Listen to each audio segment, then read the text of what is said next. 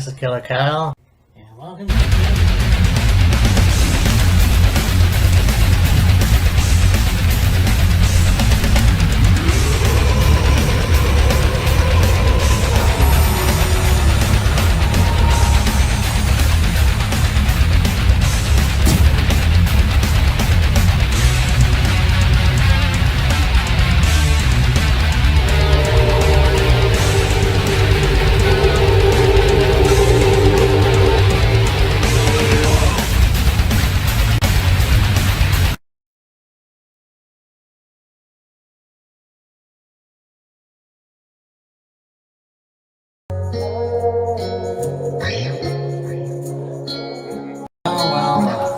we're back. Didn't plan on doing this, but I've already done a review for this movie. I thought, get a second opinion. I'm pretty sure that we could make it a better review. But I actually watched this review that I did a couple weeks ago or a month ago, and not too bad. But I think we could go more in depth with it. It's me, Matt, and Killer Kyle, and welcome to another episode of Wheels of Fury. Yes. And we're going to look back at a documentary that happened last year. The Woodstock of Disabled Camp, I guess you want to call it. Maybe it's called CRIP Camp. And you know, for a movie to have that particular type of title, I'm sure a lot of people would find that offensive, let's say. But I mean, it more or less it highlights camps for people with physical disabilities or maybe a mental disability of some kind. And a lot of people sometimes refer to people in wheelchairs, and I think even sometimes people in wheelchairs refer to themselves as cripples. And it's like, that's quite a demeaning term. That's why I think a lot of people nowadays, and even organizations that revolve around those certain people, go the politically correct route and the, I guess, more appropriate terminology of physical disability. Yeah. Or, mental disability, whatever. Yeah, and I mean, I remember growing up myself and not liking the word handicap very much. Yeah. Mainly because I was teased a little bit by not anybody outside my family, but my brothers. I never really...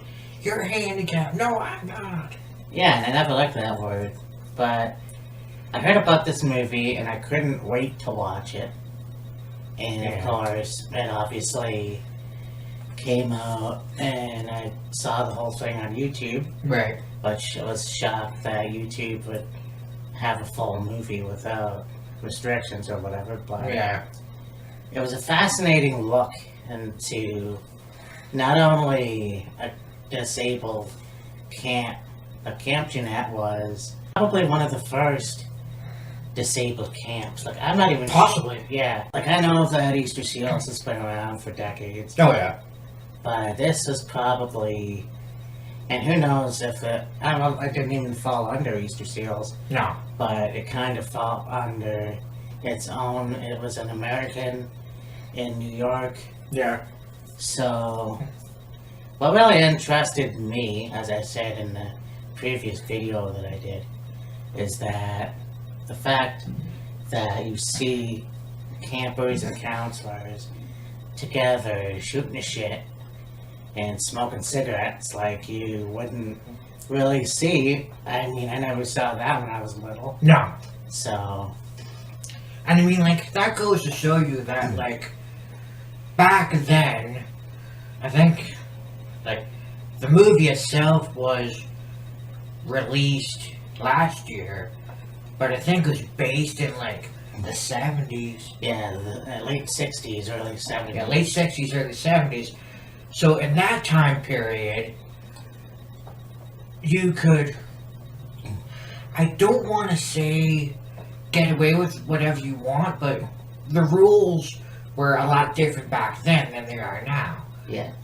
And I'm sure as camps for people in wheelchairs became more popular and there was more of them as time went on and the rules changed, yeah, there was campers and counselors socializing with each other, but it would be like,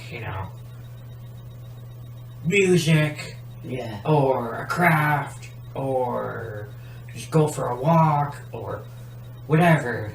Now, and like the whole smoking thing. Now, like I said, back late 60s or early 70s, smoking on campus would have been completely fine and permitted, I guess. Yeah. Didn't really care, but then as time went on, the rules would have changed as to what would be deemed appropriate and what have you. And especially when I'm sure there's a lot of camps, I know Geneva is one of them, Yep. where not only is it open to people in wheelchairs, people with physical disabilities, but families as well. Yes. And so, not necessarily that's a bad thing, but I don't think parents would want to subject their children to seeing campers and counselors, like, Smoking cigarettes and I don't smoking necessarily. cigarettes and cussing like the sailor. Yeah. Well, maybe not cussing like a sailor, but smoking away, having a conversation, Yeah. And I mean, that's the thing too. I think that I know that they had music, obviously. Yes. I was a kid, even when I went to Woody in my early 20s. So it was cool to see that. Yeah. And also, you had people with disabilities that were counselors. Yeah. And I can't remember the lady's name, but she had polio.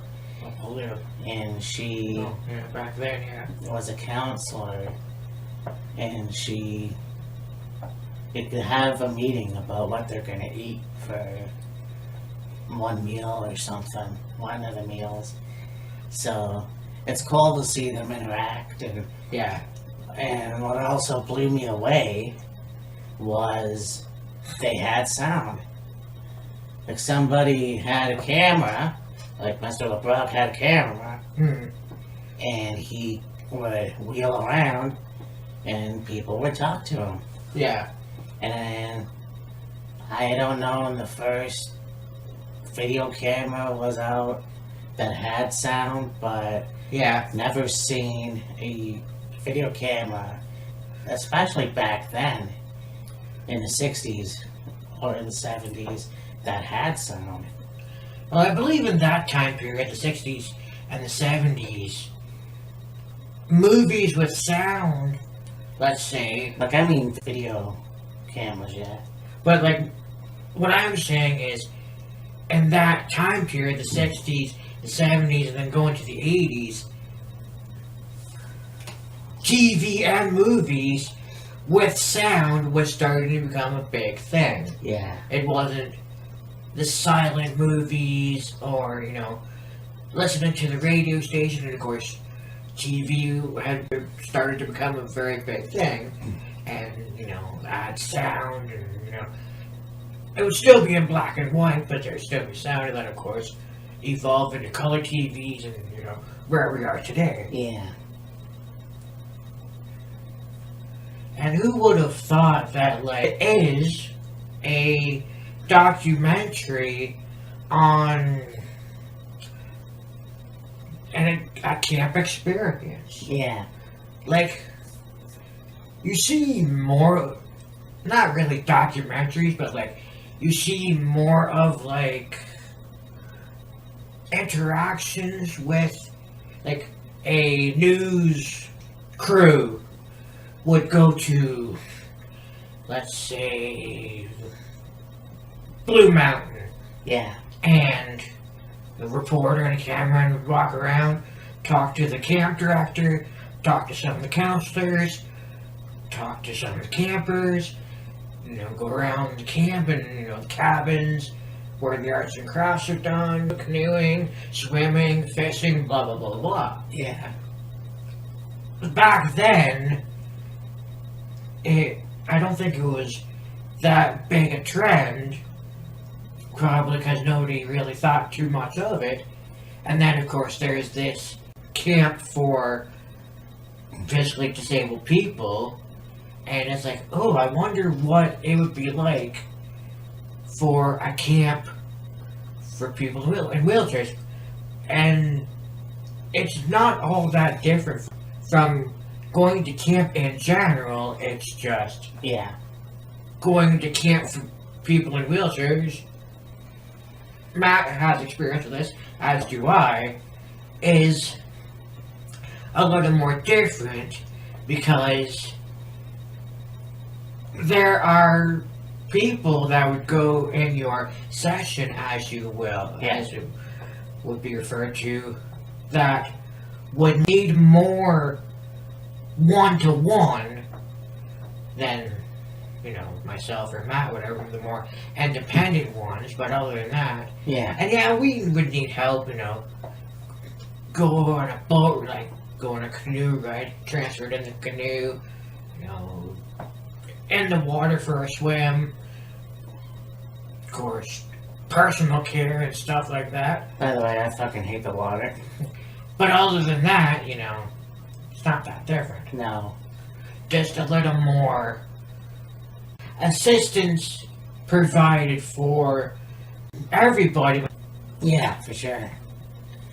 It really was cool because the director, James LeBrock, has spina bifida, like we do. It's funny because I see a lot of people with spina bifida. Yes. And I have a rod in my back. I've had a rod in my back, 2 rods in my back, since I was 12. Right. I'm not saying that's an excuse that limits me from crawling around anymore, but I see people with spina bifida, such as Kyle, that can climb the stairs, or climb wherever, or jump off the couch freely, and I'm always thinking, shit, I wish I could do that again. Yeah, I know. Even though, I don't know, I'm just fascinated on how you guys don't break your legs. It's, one of those things. It's like, how do you not break something? How does that not hurt? When you're like myself and you have no feeling in your legs, it's not so much, oh, I'm just going to go around with breakfast and bed and I don't care. It's more of you just kind of do it without thinking. Like, you think about it, but you don't, overthink about it. Like, it was like, oh, what if I, go the wrong way and twist an ankle, or... You're aware of your surroundings. Yeah. And I remember doing that too, like, be careful something doesn't fall on you, or... Yeah. And I didn't climb up, I wasn't a daredevil or anything, but it's just, the physician was like, well, you need rods on you in your back to make you straight. Yeah. So, okay. But other than that, it was fascinating. I'm going to say that a lot. And I said that in my last review, like, it was cool, like, besides going to camp, when the summer was over, they all rallied together, and they tried to pass a bill in order to have rights to disabled people. Yeah. And back in those days, you didn't see that. And I remember my mom telling me that if I was born in, like, say, the 50s, or whatever, and probably the same with you too, obviously, but we wouldn't have the life we have now. No. I'm sure back then we would have been treated a whole lot differently than we are now. And I think a lot of that has to do with more education on disabilities and people in wheelchairs, but also the maturity of people has, well, not even maturity, the mindset of people has changed drastically over the last, call it, 40 years, I'll say. Yeah. From like the 60s till now. Yeah, like I don't remember seeing a power chair until, I don't know, I was a teenager. Yeah. I mean, but that's just me. Like, I wasn't very observant when I was little. Nah. But, yeah, just the fact that,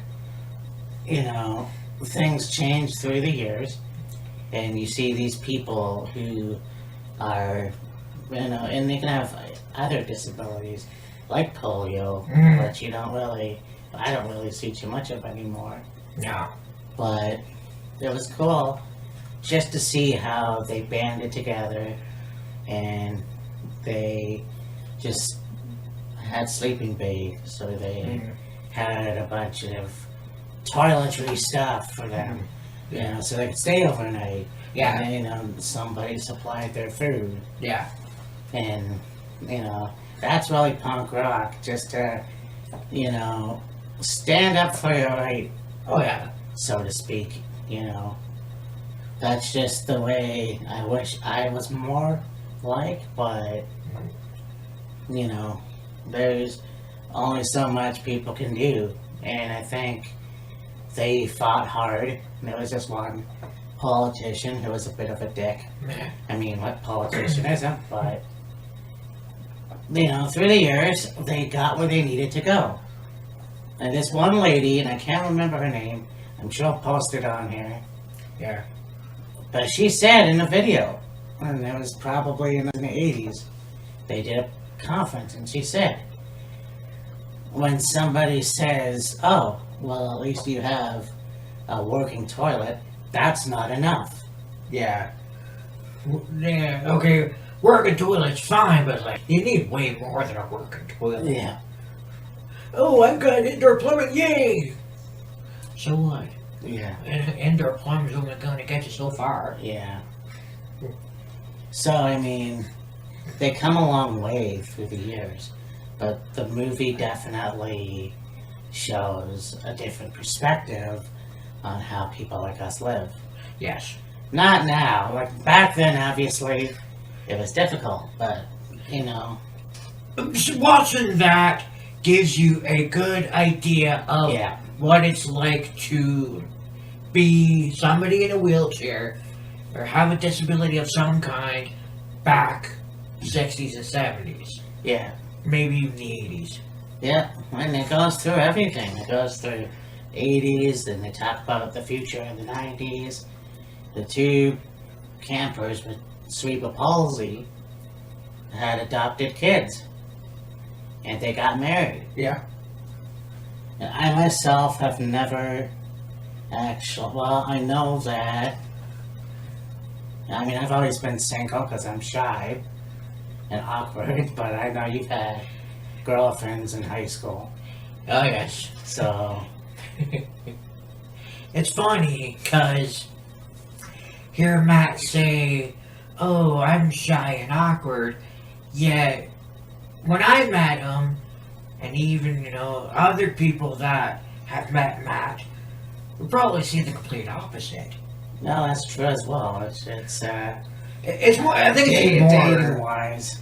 But yeah, like, just meeting somebody in general, he's fine with it, but like,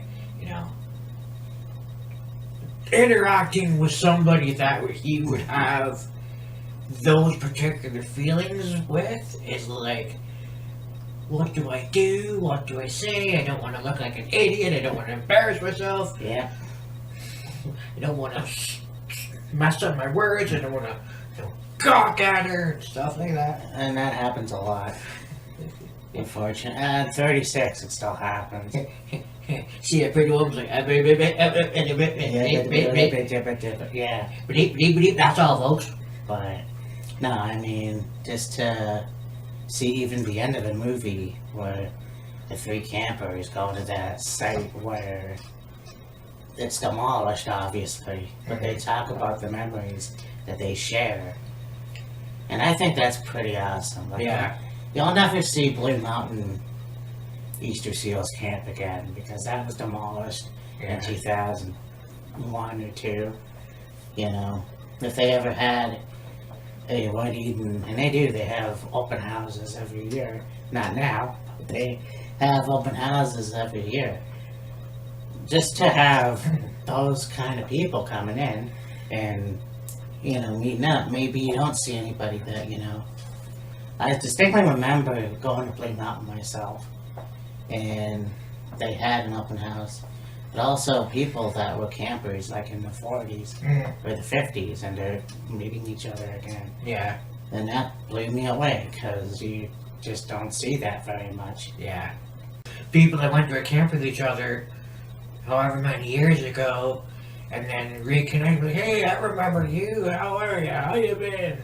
Yeah. You know, what's new, and stuff like that. And what was your favorite part of the movie?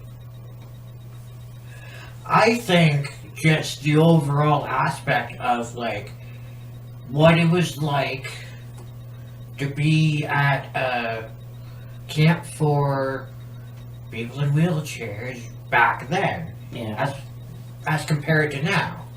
And like, it is much different now, but just the kind of like the humble beginnings, if you will, Yeah. of just camps for physically disabled people. Yeah. Very interesting, and, like you say, fascinating. Yeah, no, it definitely is. Kind of like a story, almost of like the history of camps for people in wheelchairs. Yeah, yeah. It's always cool to see people that are regular and don't have a disability Yeah. interact with people with disabilities too. Yeah. You know, friends that we have, you know, they probably know other people with disabilities, but just the fact that they are good with us or whatever. Yeah. You know, if we need something, they're there Oh yeah. and stuff like that. And even the building that we live in here. Yeah. But yeah, this movie, CRIP Camp, is an hour and I don't even know how long. Right. 2 hours, maybe? No, an hour and some. It took me a while to watch it because the computer I was on was not working properly. So. Yeah. And it's an hour and a bit. Yeah. It's less than an hour and a half. Right. So, anyways, Wheels of Fury will be back for the. Well, we just did. What was it? Revolution Productions. And that will be uploaded tonight. And then, of course, this one I'll fix later. And probably upload it on Monday. Right.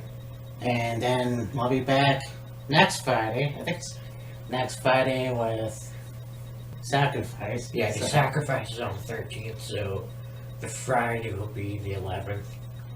Yeah, but anyways. And then after that, we go into Fastlane. And then not too long after that, WrestleMania. Yep. So anyways, for me and Matt, this is Killer Kyle. And we'll talk to you later. Deuces.